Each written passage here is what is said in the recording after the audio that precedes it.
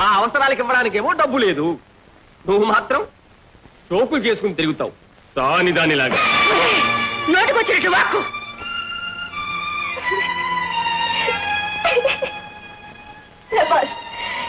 ఈ మాత్రం పౌరుషం నీకెప్పుడు వస్తుందా? ఎప్పుడప్పుడు నువ్వు ఈ మాట అడుగుతావనేరా కాచుకునున్నది. నేను సంపాదించేటప్పటికి లెక్క కావాలా? చూపిస్తారా? అనామతితో లెక్క చూపిస్తా.